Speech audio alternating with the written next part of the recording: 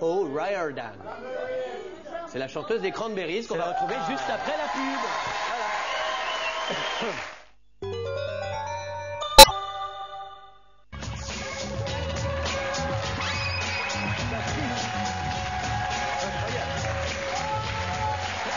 Mais vous êtes un chauffeur de salle.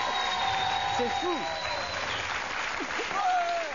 C'est délirant. Je suis toujours avec Jacques Bruel et Patrick Weber. Ah, c'est bon, ça c'est bon. Pour la pièce Le Limier qui commence demain au Théâtre de la Madeleine. Et je signale également qu'il y aura un DVD et un disque de la tournée Entre deux de Patrick Bruel qui sortira à Noël. Voilà. Je lance le Flash Info de Jonathan Lambert. Très gentil. Oui, avec cette nouvelle rassurante que je découvre en même temps que vous, le président américain George Bush vient d'affirmer qu'il voulait étendre ses bombardements sur l'Irak à l'ensemble des pays du tiers-monde. Il a par ailleurs précisé que l'attaque de ces différents pays s'effectuerait par ordre alphabétique dans un souci, je cite, d'efficacité. Une précision rassurante donc pour nos amis du Zimbabwe et de la Zambie qui auront le temps de voir venir tout de suite la suite. Bien. Nous allons donc maintenant recevoir Dolores O'Riordan Burton. Ah oui, que Jacques connaît très bien. Voilà, la chanteuse des Cranberries. Les Cranberries sortent une compilation intitulée Stars 1992-2002 avec tous leurs singles, tous leurs tubes, plus quelques inédits. Mesdames et messieurs, Dolores O'Riordan des Cranberries.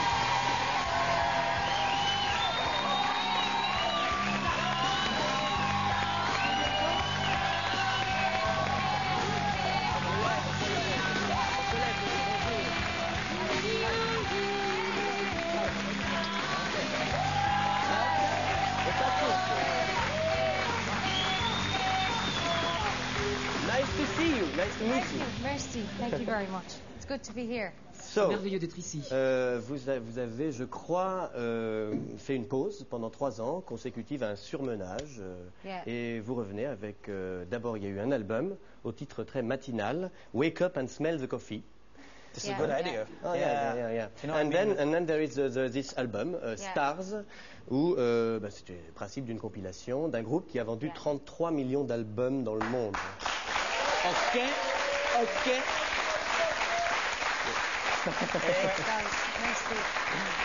C'est toujours mieux de chanter en anglais. Ah, c'est sûr que c'est plus international. Quel regard portez-vous sur toutes ces chansons quand vous les rassemblez? Est-ce que c'est vous qui faites le choix, le groupe, ou bien c'est la maison de disques qui décide? C'est un voyage de ma vie. J'écris toutes les chansons, so it's a voyage or a journey of your life. Oui, c'est une aventure en fait, c'est un voyage et la plupart des chansons sont en fait autobiographiques, elles sont basées sur mes expériences. Et j'ai commencé en fait quand j'étais à l'école, la première chanson que j'ai écrite était Linger. Et lorsque je l'entends maintenant, ça me rappelle un petit peu ma jeunesse, mon adolescence. Et Zombie me fait penser à vraiment ce qu'on était à l'époque, nous. Et ça me rappelle un petit peu les hôtels, les chambres d'hôtel. Et maintenant, nous sommes à un point vraiment agréable dans notre vie où on peut vraiment travailler au quotidien et vraiment profiter de notre groupe. On travaille un peu, mais on joue aussi un peu. Nous avons des enfants, nous avons des familles. Et nous en profitons bien plus que par le passé. Et on a appelé cet album Stars parce que c'est une époque merveilleuse dans notre vie. Et les étoiles sont toujours là, dans le ciel, malgré toute votre pérégrination. Et puis c'est un bilan, en fait. C'est un petit peu un bilan, vous voyez, parce que là, dans le livret, nous avons toutes les couvertures de magazines, toutes les pochettes, les concerts. C'est un petit peu... C'est des souvenirs. Regardez, ça c'est bien. Il y a cette photo. Moi, enceinte, voyez-vous ici? Dolores enceinte. Avec le bambino. Est-ce que oui. Et Mike avec un gueule de bois. Mais est-ce que c'est pas justement la maternité qui vous donne cette maturité qui semble être la vôtre? Oui, ça change vraiment votre perspective. Changer l'attitude vers la vie, whatever. Life becomes like bigger, plus grande. Et plus grande. Des autres choses dans la vie, Maintenant, I never get worried or nervous. Maintenant, je ne m'inquiète jamais, je ne suis jamais anxieuse ni stressée. Ça m'a beaucoup relaxée d'avoir des enfants. Parce que au départ, est-ce que vous avez, avec les Cranberries, connu la rock'n'roll attitude dans les tournées? Est-ce que vous vous êtes comporté comme les rockstars ou bien est-ce que vous avez toujours été les pieds sur terre, extrêmement mère de famille déjà avant de l'être? Vous savez, on a essayé vraiment de garder les pieds sur terre autant que possible. Mais au bout du compte, en fait, on ne fait plus des choses du quotidien. Lorsque vous êtes un grand groupe, on ne fait pas son linge, par exemple, on ne porte pas son propre passeport, et des choses comme ça. Donc on arrive à un stade dans sa vie où c'est comme si on était un enfant, encore une fois. Les gens font des choses pour vous, beaucoup. Et ça enlève beaucoup de stress. Et peut-être que les rockstars, effectivement, se comportent ainsi, parce qu'elles oublient de faire des choses simples. Il est important donc de prendre une pause, de rentrer chez soi, et en fait de voir comment cette vie au quotidien, changer les couches et ainsi de suite se passe. Comme ça, vous gardez votre tête normale et vous restez humain. C'est peut-être comme ça que Mick Jagger a tenu si longtemps, justement, cette vie de bon père de famille. Bien. Tout de suite, faut-il poser des questions essentielles?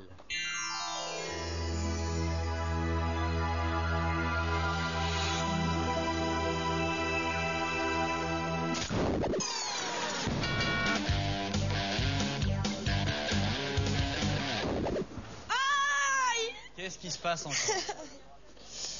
Je suis tombée, je me suis fait mal. Oh là là, c'est une catastrophe. T'es pas sincère une seconde, là. Hein, Guillaume? Regarde-moi. Hein? Non mais on n'y croit pas du tout. J'ai mal. C'est ridicule. On dirait Fernandel dans La Vache et le prisonnier. Tu sais, Guillaume, si tu veux être crédible dans la vie, il faut être juste, hein. Regarde, écoute-moi. Est-ce que tu as vu Rue Barbare de Gilles Béat? Bon, dedans, il y a Bernard Giraudot, mais il y a surtout... Je sais pas, j'ai mal. Bernard-Pierre Donadieu, immense acteur. Et ben lui, quand il tombe, tout le monde y croit. Alors regarde, je vais tomber et je vais m'écorcher le genou à la Bernard-Pierre Donadieu. Prends-en ma graine.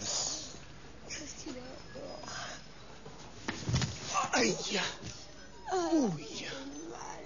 Je me suis fait mal au genou. Regarde, je me suis fait mal au genou. Je ne joue rien. Sobriété absolue. Et là, tout le monde chiale. Tu vois la preuve? Allez, on y va.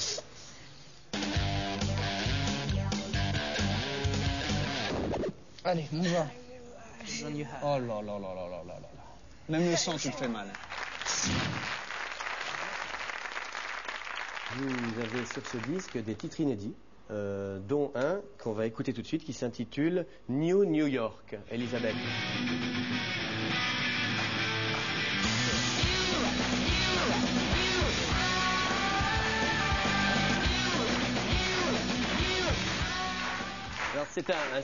Alors on le voit, un son qui est un peu noisy, très grunge. Est-ce que ce titre New New York, je connais tous les vous voyez, je connais tout, hein. Jeunes, lui. Oh, bah, non, mais c'est vrai que c'est noisy, bruyant, avec des guitarres, un peu heavy metal, quoi, métallique. Heavy metal, ah bah là je comprends. Heavy metal, Bon, et je voulais savoir si ce titre, bien sûr, avait quelque chose à voir avec ce qui est arrivé le 11 septembre 2001 à New York. En fait, c'était le 2 juin. Nous sommes allés à New York et c'était 2 jours après Ground Zero, en fait, lorsque tous les pompiers étaient partis. Et donc, en fait, ceux qui avaient connu des êtres aimés qui avaient disparu, c'était la fin de quelque chose, en fait, cet événement. Et puis, on voulait se souvenir des amis, de la famille. On voulait faire donc une performance. Et j'ai parlé à un certain nombre de personnes et je me suis rendu compte que New York ne serait jamais pareil. L'Amérique non plus. D'ailleurs. Donc je suis rentrée à l'hôtel et j'ai commencé à écrire cette chanson parce qu'il y a une certaine colère, bien sûr. On se sent en colère, mais il faut avoir beaucoup d'espoir aussi. Parce que les êtres humains, bien sûr, sont plein de colère parce qu'il faut continuer à se battre. Il y a cette révolution, mais il faut avoir l'espoir pour la paix. Donc il y a cette colère, mais par la même occasion, on se dit peut-être que les plaies peuvent être pansées et on peut continuer à aller de l'avant. Et peut-être qu'on pourra pas oublier, mais continuer à aller de l'avant vers les lendemains.